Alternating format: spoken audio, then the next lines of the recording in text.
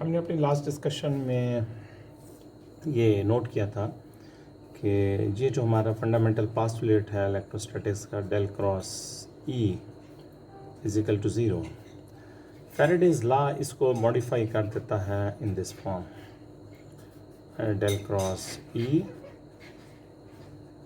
Is equal to minus partial B by partial T. यानी कि अगर आपके पास मैग्नेटिक फ्लक्स हो which is changing with respect to time, तो ये एक्सप्रेशन जो है इस एक्सप्रेशन में मॉडिफाई हो जाती है।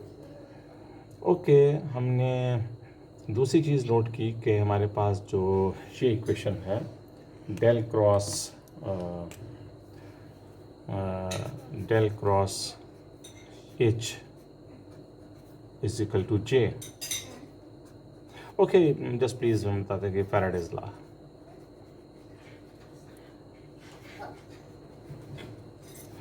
इसका, और ये इसको मॉडिफाई करके इसमें किया जा सकता है जब आपके पास मैग्नेटिक फ्लक्स भी हो जो कि टाइम के साथ चेंज हो रहा है। ये जो है ये हमारे पास एम्पियर्स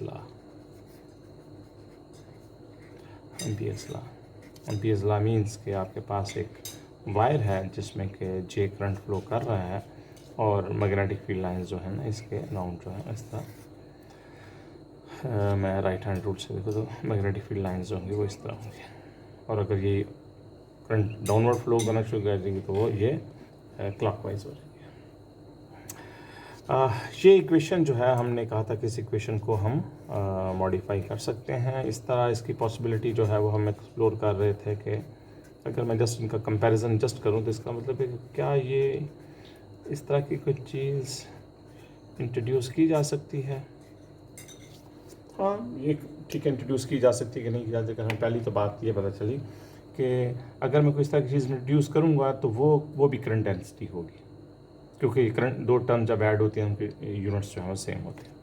अगर ये इलेक्ट्रिक करंट डेंसिटी है तो ये मैग्नेटिक करंट डेंसिटी है। तो ओके, प्लीज़ हम आई थिंक हम लिखते चलें कि partial B by partial T जो है ये आपके पास, इसको मैं कह सकता हूँ ये मैग्नेटिक करंट डेंसिटी है। ठीक है, इसके यूनिट्स मैग्नेटिक करंट डेंसिटी के बनते हैं। अगर इसे कंपैरिजन करते हैं ये कोई इलेक्ट्रिक करंट है तो मैग्नेटिक फील्ड प्रोड्यूस करते हैं, मैग्नेटिक करंट है जो कि इलेक्ट्रिक फील्ड प्रोड्यूस कर रहा है। Partial D by partial T जो है ये इलेक्ट्रिक करंट डेंसिटी है।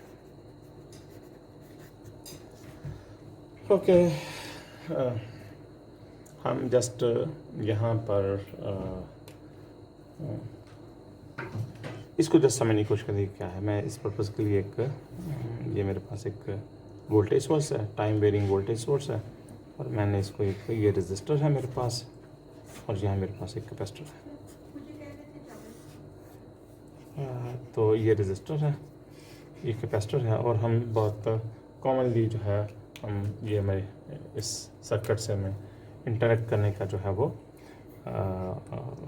सामना होता है, तो हम कहते हैं एक करंट आई जो है वो फ्लो कर रहा है इसमें से, ये अगर वोल्टेज बोर्स VT है तो ओके। यहाँ तो इसका मतलब है कि यहाँ तो कोई आई करंट फ्लो कर रहा है, तो यहाँ तो फिजिकल लिंक नहीं है, यहाँ कौन सा करंट फ्लो कर रहा है। तो हम जस्ट बताते चलें कि ये जे जो है ये वो करंट है जो यहाँ से फ्लो कर रहा है। इसको हम conduction current density, free electrons they are moving ये कंडक्टर में जो है, और ये जो करंट है, ये दूसरा जो है partial D by partial T, ये भी आपके पास करंट डेंसिटी ही है, लेकिन इसको चूँकि इसको ये वो करंट डेंसिटी है which is due to changing electric field है, जो कि यहाँ इलेक्ट्रिक फील्ड चेंज होता है तो एक करंट सो जब मैं यहाँ हूँ तो ये टर्म है और ये नहीं है, जब मैं यहाँ हूँ तो ये टर्म नहीं है, ये टर्म है, तो दोनों की वैल्यू सेम है। तो ये partial D by partial T जो है ये आपके पास, इसको मैं कह दूंगा डिस्प्लेसमेंट करंट डेंसिटी। ठीक है, ये जो तो ये मेरे पास सो मैंने दो जो मेरे पास एक इलेक्ट्रोस्टैटिक का फंडामेंटल पास मैग्नेटोस्टैटिक्स का फंडामेंटल पास्टुलेट जो है मैंने जस्ट इनको लिख लिया कि ये जो है वो किस तरह बदल गए हैं, चेंज किस तरह हुए हैं जब मैंने सिनेरियो चेंज किया तो और दूसरे जो आपके पास दो पास्टुलेट्स हैं, del dot D is equal to rho E, और दूसरा है del dot P is equal to 0। ठीक है, ओके। ये ओके। कोई शख्स यहाँ कह सकता है कि जी अगर इस टर्म की यहाँ बात हो रही है तो इस टर्म की भी यहाँ बात होनी चाहिए। हाँ, मैं इक्विवेलेंट क्वांटिटी यहाँ इंट्रोड्यूस कर सकता हूँ। कोई कहता है यहाँ भी हो सकती है तो यहाँ भी हो सकती है, हाँ ठीक है, हम यहाँ भी इंट्रोड्यूस कर सकते हैं। तो ओके, हम इस तरह की चीज़ें जो है वो इंट्रोड्यूस करते हैं। बाद में अगर हमने देख लेंगे कि इनको हमने कैरी करना है या नहीं करना। तो मैं अगर प्लीज़ इनको लिखूं तो del dot D is equal to rho E, ये आपके पास इलेक्ट्रिक चार्ज डेंसिटी है, ये आपके पास इलेक्ट्रिक फ्लक्स डेंसिटी है। Del dot B is equal to rho M. तो ये प्लीज़ मैं जस्ट बता दूँ कि ये जो रो एम मैंने इंट्रोड्यूस की, ये फिजिकल कुछ चीज़, ये जस्ट मैंने इक्विवेलेंट क्वांटिटी जो है ना वो इससे इंट्रोड्यूस कर सकता हूँ। हमारे पास मैग्नेटिक करंट डेंसिटी कोई नहीं होती है, इसे 0 कह दें, ठीक है। लेकिन अगर मैं कुछ यहाँ लिखूँगा तो मैग्नेटिक चार्ज डेंसिटी जो है ना वो तो मैग्नेटिक चार्ज डेंसिटी और चीज़ होगी। मैंने del cross H is minus partial D by partial T और प्लस जे। मैंने इस टर्म के बारे में मैंने कहा है कि ये टर्म जो है ये कंडक्शन करंट डेंसिटी है और ये डिस्प्लेसमेंट करंट, दोनों करंट डेंसिटीज है। तो मैं अगर इसी चीज़ को देखते हुए नेक्स्ट इक्वेशन को लिखना चाहूँगा डेल क्रॉस ई, तो मैं इसको minus partial B by partial T कह सकता हूँ। और इसको देखते हुए मैं एक क्वांटिटी एम जो है इंट्रोड्यूस कर सकता हूँ। और मैं प्लीज़ जस्ट बता चलूँ, ये आपके मेरे पास एम जो है ये मैग्नेटिक करंट डेंसिटी है, ठीक है। लेकिन हम नॉर्मली मैग्नेटिक चार्ज डेंसिटी और मैग्नेटिक करंट डेंसिटी को कंसिडर नहीं करते, इसलिए ये दो क्वांटिटीज़ जो हैं मोस्टली बुक्स में और इनको लेकिन इक्विवेलेंट के तौर पर इनको ट्रीट किया जा सकता होता है, लेकिन इनको जो है हम कंसिडर नहीं करते, दैट्स वाई ये 0 होती है। तो यहाँ ये जो फोर्थ सेट है इक्वेशंस का, ये ओके, ये तो आपके पास फैराडेज लॉ है।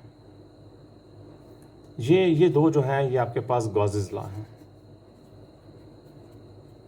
पहले तुम Gauss's law for electrostatic, Gauss's law for magnetic, ये आपके पास है फैराडेज लॉ।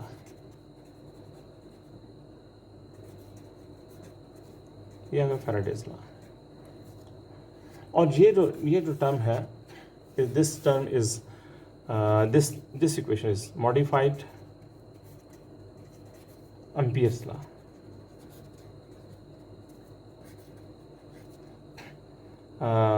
कैसे मॉडिफाई हुआ है? By addition / introduction of displacement current density.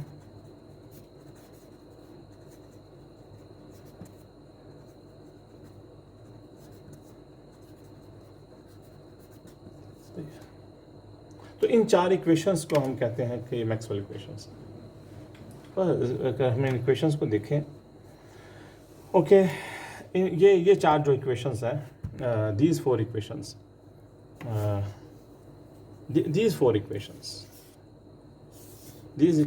are known as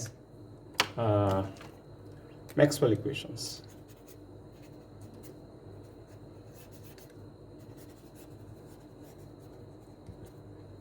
okay please. और दूसरी बात ये रहे बात मैक्सवेल इक्वेशन में कि partial D by partial T is the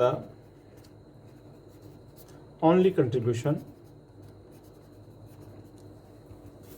of Maxwell. ये मैक्सवेल का सिर्फ यही कंट्रीब्यूशन, बाकी तो और कोई कंट्रीब्यूशन नहीं। लेकिन अगर हम इनको देखें तो ये बड़ी इंटरेस्टिंग चीज़ है। और हमने कहा कि जी जो पार्शियल चेंजिंग जो आपके पास मैग्नेटिक फील्ड है वो आपके पास इलेक्ट्रिक फील्ड प्रोड्यूस करता है। वो ईएमएफ हमने कही है source of this quantity is a source of electric field, ठीक है। और चेंजिंग इलेक्ट्रिक फील्ड जो है वो आपके पास मैग्नेटिक फील्ड प्रोड्यूस कर रहा है।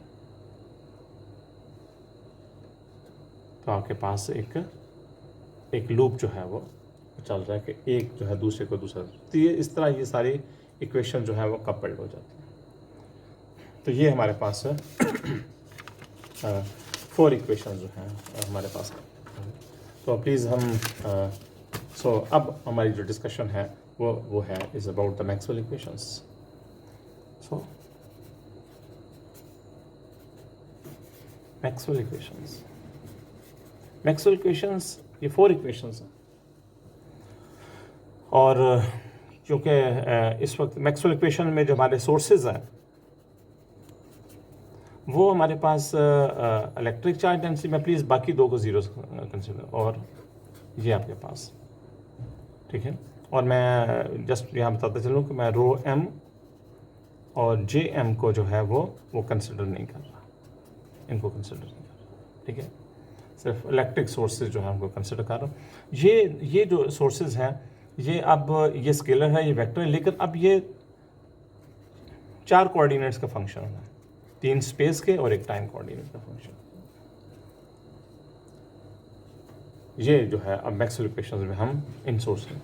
तो चूँकि 2 सोर्सेज हैं, ये इलेक्ट्रिक फील्ड भी प्रोड्यूस करेंगे, मैग्नेटिक फील्ड भी प्रोड्यूस करेंगे, तो हमें दोनों के कर्ल और डाइवर्जेंस जो है वो चाहिए होंगे ताकि हम यूनिकली डिस्क्राइब करें। दैट्स वाई मैक्सवेल इक्वेशंस जो हैं ये 4 हैं। तो प्लीज़ ये रहे बात कि इन इक्वेशंस में जितनी भी आपके पास जो क्वांटिटीज़ हैं वो स्केलर हैं, ये वेक्टर हैं, वो इन 4 कोऑर्डिनेट्स का function del cross H is equal to partial D by partial T plus J and del cross E is equal to minus partial B by partial T. जी आपके पास कौन सी वेक्टर है कौन सी स्केलर है ये हमें बहुत क्लियरली इनका पता है। ये स्केलर सोर्स है, ये वेक्टर सोर्स है, ठीक है। तो हमारे पास 4 जो है वो एक्सप्रेशंस है। 4 क्यों हैं हमने ये जो है वो बता दिया कि इलेक्ट्रिक भी है मैग्नेटिक भी है, उन दोनों के कर्ल और डाइवर्जेंसेस से 2 और 2 4 जो है इक्वेशंस हमारे पास हो। ये जो 4 इक्वेशंस हैं प्लीज़ हमने बता दिया कि इनमें से सारी वेक्टर क्वांटिटीज़ जो है 4 कोऑर्डिनेट 3 स्पेस के और 1 टाइम कोऑर्डिनेट का फंक्शन है। ओके, सब क्वांटिटीज़ जो हैं वो रियल हैं, ठीक है। हाँ तो हमारे पास ये इनके बारे में मैं कह सकता हूँ कि ये जो हैं first order coupled partial differential equations.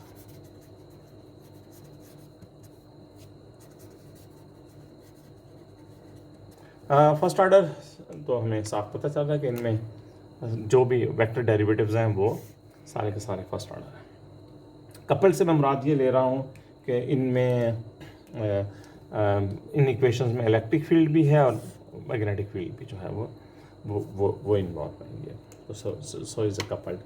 तो पार्शियल में इसलिए मैं कह रहा हूँ कि कपल्ड, और पार्शियल इसलिए कह रहा हूँ कि इसमें हर क्वांटिटी जो है वो चूँकि एक से ज़्यादा वेरिएबल का फंक्शन है, टाइम का भी और स्पेस का भी, तो इसलिए यहाँ पार्शियल डेरिवेटिव यूज़ हुए हैं। सो ये दो तरीके, एक तो तरीका ये है कि मैं इन first order partial differential equations को यूज़ कर लूँ ठीक है। दूसरा तरीका ये है कि मैं इनको अदर वे जो है वो मेरे पास ये है कि मैं higher order differential equation obtain कर लूँ,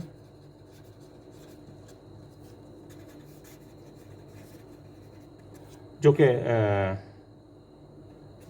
अनकपल्ड हो। हम कंट्रोल सिस्टम में ये काम बहुत कॉमनली करते थे कि हम कभी स्टेट इक्वेशंस, जैसे ये स्टेट इक्वेशंस हैं, और फिर हम जो हायर ऑर्डर डिफरेंशियल इक्वेशंस जो है ऑब्टेन कर लेते थे। तो हमारे पास अब दूसरा तरीका ये है कि ये काम हम अपनी लास्ट डिस्कशंस में करते रहे हैं। मैं जस्ट प्लीज़ इलेक्ट्रोस्टैटिक्स और मैग्नेटोस्टैटिक्स की बात को कह के जो है वो ये आगे चलते हैं कि हमने पहले भी ये काम किया कि हमारे पास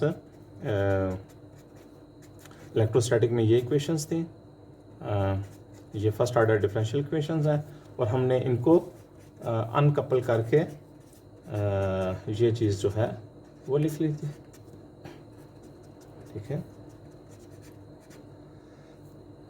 sorry, first order differential equations थी, तो हम इन फर्स्ट ऑर्डर इक्वेशन से हायर ऑर्डर डिफरेंशियल इक्वेशन पे चले गए थे, और यहाँ भी हम लोग del cross H is equal to J, ये हमारे पास फर्स्ट ऑर्डर डिफरेंशियल इक्वेशन है, और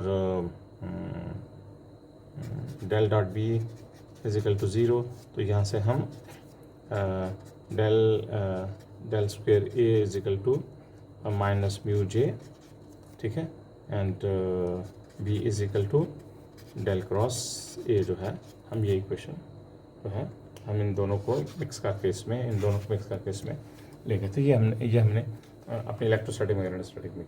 तो अब हमारे पास जो है ना ये इसमें हमारे सोर्सेज सिर्फ स्पेस पे डिपेंडेंट हो सकते थे, टाइम पे डिपेंडेंट नहीं थे। ये भी सोर्स हमारा स्पेस पे डिपेंडेंट हो सकता, टाइम पे डिपेंडेंट नहीं था। लेकिन अब यहाँ हमारे सोर्सेज जो हैं they can be function of time,